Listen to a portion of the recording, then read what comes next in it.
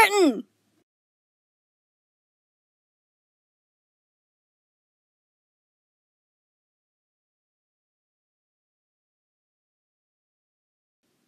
Something was seriously wrong with Stephen.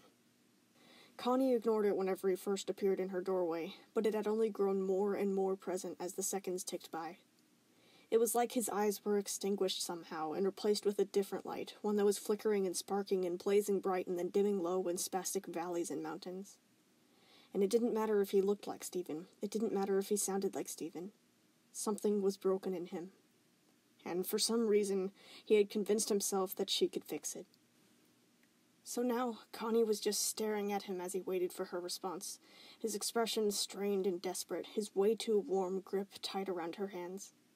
She wanted to help him, but she knew that she couldn't do that in the way that he thought that she could. So, Connie pried her wrist away from his grasp, her words mixing and forming themselves carefully before she said them. "Stephen, that's all very flattering, but it's not true. I can't fix this. Fusing won't help." Stephen's frenzied expression only grew more stretched across his face, reaching forwards and insisting, "It will! I'm sure it will! It has to! Please, please! I have to feel normal again! I'm nothing without you! Stefani will know what to do! They'll make everything better!" He snatched her hand in his summer-hot one again and squeezed it, his smile hopeful and pleading. "Please!" She could see the deep pink scales around his gem, how they were pulsing with darkness, crawling through his skin like a poison. It was corruption, no doubt about it. Maybe that was what was making him so delusional. Maybe it was whatever had happened to his mind after all those years of fighting. Or maybe it was both. But whatever it was, she knew that she had to stand her ground. Connie had to help him in an actually helpful way, and make sure not to get hurt as she did. Who knows what could happen to her, or Stefani, if she fused while he corrupted. She got up slowly, pulling on her hand until he let go. She took in a deep breath, her thoughts racing behind her face. She told him firmly, "No, this isn't right. Stefani is not the solution to all of your problems. What you need is the Diamond's healing bottles, and then a therapist." She could see the expected dejection smack through him, followed by an uprising of panic. He leaped to his feet, yelping, "Wait, don't go, please! You don't get it! I need—" "Stephen, I said no!" Her voice wavered, but she lifted her chin, staying strong. I don't understand. Stephen was shaking his head, the distress only worsening the corruption. He was very unstable, and this wasn't doing him any good. Connie moved towards him, saying, "Steady, try not to move." Still, he cried out, "Why don't you want to help me? What am I doing wrong? Don't you love me?" Connie gritted her teeth and said forcefully, "I do love you, and I do want to help you, but this isn't healthy. If you want to get better, you need to do it the right way." She exhaled, giving him a way out by gesturing towards the door, saying, "Come on, we can go get the gems and tell them what's going on." "Please, please, just back down," she prayed in her head. She didn't want this to get ugly. But he didn't seem to know how to back down. No, I know I'm right," Stephen stammered, his voice so lost and distant that he sounded more like he was trying to convince himself of this. "I have to be Stefani. That's the only way out. I need to stop being Stephen. Maybe I can escape my mom, my gem, everything." His head rolled back around to look at her, the despair yanking so sharply in his eyes that she almost gave in then and there. "I don't want to be Stephen anymore," he mumbled, tired and pained. "Please, Connie, help me." He suddenly cried out in a whimper of pain, one that pulled on her heart. The scales were spreading even more rapidly now, darkening and pulsing like rot. She could see that they were affecting other parts of his body, too. Dots of them were appearing on his arms, his face, his feet. His teeth were sharpening and lengthening, his fingernails hardening and thickening, something spiky poking out of the back of his shirt. It was painful to even watch. She wanted more than ever to lunge forward and save him from it, to somehow rip the corruption away and stab it to death with her sword. She wanted to fuse, to see if, as Stefani, they'd be able to stop it and reverse it. But Connie knew that it was a bad idea. Logically, no amount of love from Stefani would fix this. Stephen needed real help, not a nice conversation. Connie would never be able to do it alone. So instead, she reached and held him by the shoulders, halfway because she wanted to keep his attention, but also because she was afraid of him falling over. He felt so warm, the heat almost too intense to touch. She told him, loudly and clearly, "Stephen, listen to me. You aren't thinking straight. You're corrupting. It's messing with your mind. Trust me on this. Everything you're thinking isn't true. I'm not the answer, but I can help you get a real answer. But, Stephen, please, I'll knock you out and drag you to the gems if I have to. Don't, you'll get hurt. My gem is really defensive. His eyes flickered suddenly, the crazed light dying down. You should run. He bit down on his own tongue, not seeming to notice that he'd made it bleed with his fangs. His diamond-shaped pupils dilated and then contracted rapidly in an alien way. He shook his head roughly, looking back up to her with the flame of distortion sparking up once more. No, don't leave! I need you, please! You don't need me. You need to get to the gems. They'll be able to help you. Are you going to make this easy on yourself? This could go very wrong very fast, but it doesn't have to. I know you're scared, but you need to trust me. His gaze was foggy and unfocused. He kept blinking and shaking himself uncertainly, one hand crawling to his stomach while the other held his head like he was about to be sick.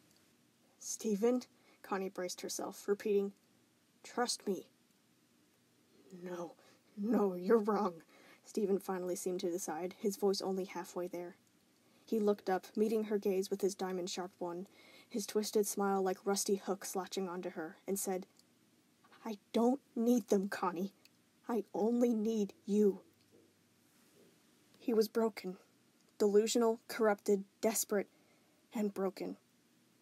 Connie's mind flared warnings of danger at her, begging for her to run. Stephen was gone.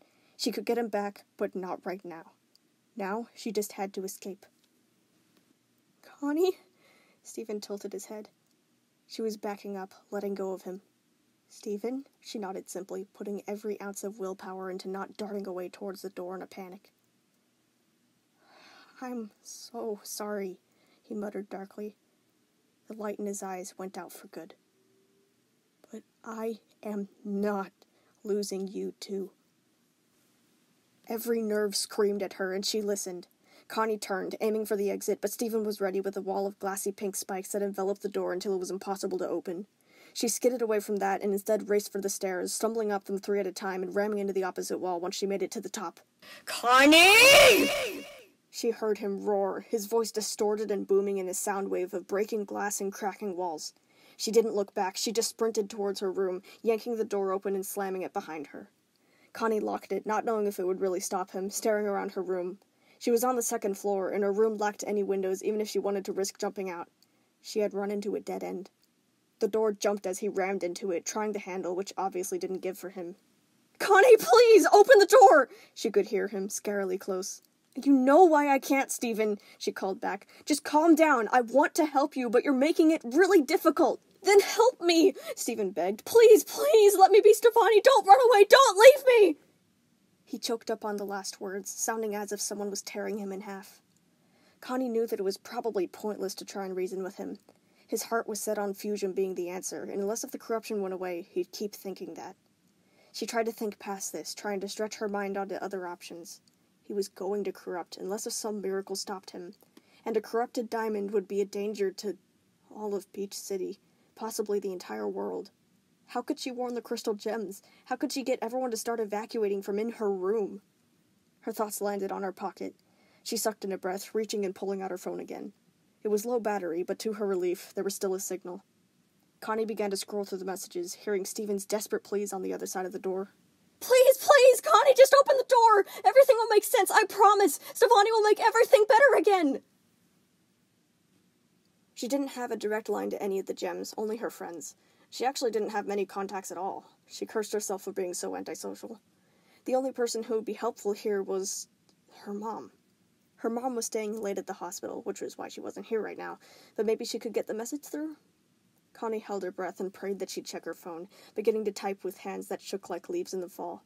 Mom, help. Don't call. He'll hear. How could she explain all of this to her in, 5 minutes? She didn't know how long it would take for Stephen to decide to just break the door down with his powers. My gem is completely out of control. I've done so many horrible things. I can't fix it all. I need your help. Do you not understand how bad it's gotten? Stephen was hollering, the pink light shining between the cracks of the doors. What? No? Connie tensed up, her mouth going dry. What do you mean? What did you do? The shriek of a response made the entire building shake from the rebound. I killed Jasper! She saw cracks appearing in the walls, clinging to the floor to try and steady herself, riding out the echoes until they faded away. Shock stung every cell in her body. He broke off into a breathless laugh. It was so easy. I didn't even realize I'd done it. I cracked white, then almost shattered Bluebird. Now I ran away from home and a rebellion's hunting me down and my gem hates me. Everything is so messed up. Don't you see why I need your help? Connie was paralyzed from what he'd just confessed to. She tried to process what was happening. Was that what he was doing whenever he ran off? He wasn't just hiding from them, he was... And did he say a rebellion was hunting him down? What had happened to him in the days he'd been missing? This was way worse than she thought. No wonder he was corrupting. He must have been trying to fix himself all this time, but doing it in all the wrong ways, and now it's gotten too bad to hide anymore. Why didn't he do something about this sooner? This wasn't like him at all. None of this was. What happened to the sweet little starry-eyed boy she'd known? There was no time to think about that right now. Connie just had to prepare for the worst. She didn't respond to him, instead continuing to type in the messages, her fingers rapid and trembling. You have to warn the gems. Stephen is crazy. His gem is corrupted. Don't come home. A sudden bang at the door startled her, nearly making her drop her phone. Connie, say something! He shouted. I'm not a bad person, right? I'll fix everything. Connie tried cautiously. Stephen's not a bad person, but you're not acting like Stephen right now. You don't have to do this. I know you're probably hurting a whole lot right now, but you gotta stop hurting everyone else too. I know, Stephen sobbed, every word breaking and crumbling with remorse. He was dragged down for only a few moments, like he'd been dunked under an ocean of misery. What am I doing? I'm so sorry. I can't think. It hurts. I can't think. All of a sudden, he burst out into a crazed giggle before leaping up into a terrified scream of agony. He was screeching wildly in a seemingly endless droning of noise. It went on and on and on. The pained, inhuman sound sent needles up her spine and into the back of her skull. He didn't even stop to breathe, dragging what sounded like his fingernails jaggedly down the door, the wood making a chilling, splintering noise. He collapsed near the bottom. The pink light in the frame's cracks spazzed brighter and brighter, overloading. And then the deranged screaming choked and twisted up into a wail that made the walls quake, followed by a sudden explosion of fury. Connie, I am not leaving without you! He boomed, pouncing up again, the door's frame groaning from the strain of his ramming fist. He was insane, absolutely insane. Fear, real, piercing, winter-cold fear, was spiking through her like icicles, her heart throbbing uselessly against it. She never knew that she could be scared of Stephen. It felt like a completely new emotion shooting through her. Connie might not make it out of this. She knew that she was trapped. She knew that this could be her final few minutes to live. She looked back down at her phone's glowing screen, her insides twisting into pain as she typed out for possibly the last time. I love you, Mom. Connie wanted to give up. She wanted to lie down and cry, to stop fighting back, to just get it over with. She knew that he would get through soon. She knew that he would corrupt and end Beach City. He'd kill all of them. It didn't matter if it was on purpose or not. But she couldn't just sit here and let this happen. Connie couldn't just surrender. She had to do something to stop Stephen. She had to save Beach City. Connie's gaze drifted numbly over to her bed. The gleaming hilt of her sword winked back at her, beckoning such an awful idea that she felt sick. But when it came down to it, one life was worth far less than hundreds. And Connie needed to make the decision to pass that trade. Stephen was gone. There was no way he'd be stopped in time. She walked over to the bed, every step hollow. She grabbed the hilt and held up the sword, watching its blade catch the pink light of the door. Connie! She could hear him howling. Connie, open the door! A sudden pound made vibrations quiver through her, a tiny crack showing in the door's frame. She had to defend herself, and everyone else in Beach City. Keep my stance wide, she began to hum, quietly and emptily. Keep my body lowered. It was the rhymes that Pearl had taught her whenever she had been training to become a sword fighter so many years ago. It was the only thing that she was holding on to now, trying to focus every thought in her brain on her training. The dark-haired girl moved in front of the door, positioning herself with the sword drawn in front, wiping her eyes and setting her jaw in a determined glare. And as I'm moving forwards, balance is the key. Connie, please! He screamed in lunacy, the door buckling as a blast of pink light shone through. I can't hear you! Where are you? I'm scared! Please, please, come back! Don't leave me too! Connie tightened her hands around the hilt, unable to stop her own shaking. This was hurting her more than anything had ever hurt her before. But she had no time to hurt. She drew in a deep breath, trying to concentrate, summoning up any amount of courage that she had back to her as she finished the anchoring lines. With my short existence, the door was giving, I can make a difference. Stephen wasn't speaking anymore. It was just screaming. I can be there for them. I can be their knight. And as the pink light finally found its way to the other side, she stayed strong, prepared to do anything she could to defend her home, her family, herself. Amongst the explosion of noise and the scattering of wooden splinters, Connie lunged forwards with a loud, powerful cry, the last lines of the song leaping from her mouth. I can do it for them!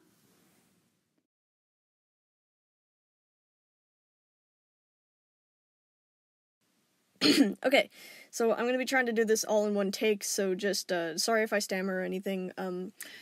One of the biggest complaints of Steven Universe Future that I've seen was that they did too much on the violence part of him. And, of course, in my rewrite, I do a lot more than Future ever did with White Diamond and Bluebird, and I don't even need to tell you guys what I did, but... So, a lot of people who have PTSD in real life were upset about them showing Steven killing Jasper and then trying to kill White Diamond, since they perceived that as the show saying, if you have PTSD, you'll become a homicidal maniac. But that is entirely not true, and I can very quickly explain why it isn't. You need to remember that Steven Universe is a fantasy world. Human stories and human themes are filtered through a saturation of magic, making it easier for younger kids to understand. That happened all across the series over and over again, and for some reason people forgot at that part of the show, probably because they grew up with it. The things that happen in Steven Universe aren't meant to be taken literally. It's not a ratio of 1-to-1. Steven Universe Future was using cartoonish exaggeration to get its message across. Cartoonish exaggeration is used all over the story before now, with things like Malachite, who is an exaggeration of what a toxic relationship can do. A toxic relationship won't literally try to destroy an entire civilization of watermelons, but, you get what I mean. The best example of this is Spinel. Spinel was abandoned by Pink Diamond for 6,000 years, so, for revenge, she went off to kill all life on Earth. First of all, they're not saying you have to be abandoned for 6,000 years in an isolated garden to relate to her. Second of all, they're not saying you'll get so angry about being abandoned that you'll try to murder an entire planet of people. They're just using that story as a metaphor, a cartoonish exaggeration of what it feels like to be abandoned by somebody like that. Whether they're a loved one, a friend, a family member, who knows what. And even though you certainly wouldn't react as Spinel did, you can understand the metaphor for her anger. And it's the same for Steven's spiral further down the rabbit hole of his declining mental health. I'm not saying that people with mental health issues are crazy. I'm not saying you will murder someone, or you'll turn into a giant insane monster, or you'll try to do any of the things that Steven does in the rewrite. I'm simply using all of that as a cartoonish exaggeration of all the horrible things that will go wrong if you suppress your issues instead of getting help. I just want to make it clear that suppression equals bad things. What Steven did to Connie in this episode, for example, is a metaphor for how you can drag someone else down in a relationship with you. I'm not saying that you'll attack your partner in a crazed fit of lunacy. I'm saying you'll harm them in other ways if you try to cling to them as a replacement instead of just going to see a therapist for once. And on top of that, you have to keep in mind that I'm not only writing about mental health, but I'm also writing the climax of a book plot. I'm making all of everything go wrong all at once in the worst way possible because that's how a book's climax happens. Otherwise, it would be boring.